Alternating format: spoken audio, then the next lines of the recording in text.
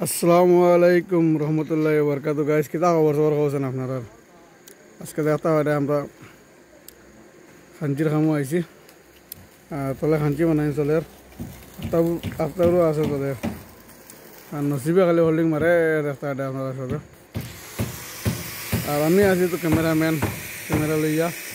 সাইডে বাইরে কোনবা কিতা আছে কোনবা কিতা নাই ওন ভিডিও করিয়া কালেকশন করিয়া আর ওইদিকে আপনারা দেখতে পারে আরো বর্তমানে ইট লাগানো চলে রাস্তাটা ইট লাগানো চলে অনেক মানে আর একটা রুম বনিত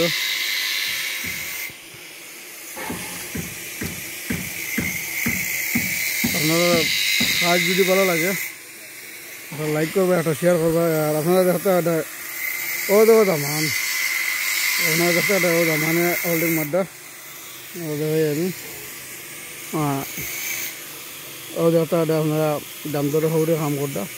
খুব সুন্দর করে কাম চলে আপনারা দেখতে একটা কত সুন্দর কাম কত মজার কাম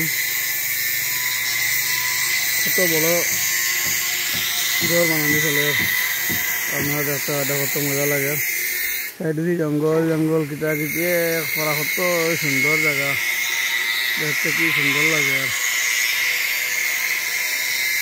আর দোষারে দেখতে আমি এখন বর্তমানে আছি হোল্ডিং মারা চলে বাকি আপনারা খবর খবর কিতা জানাই আর আমার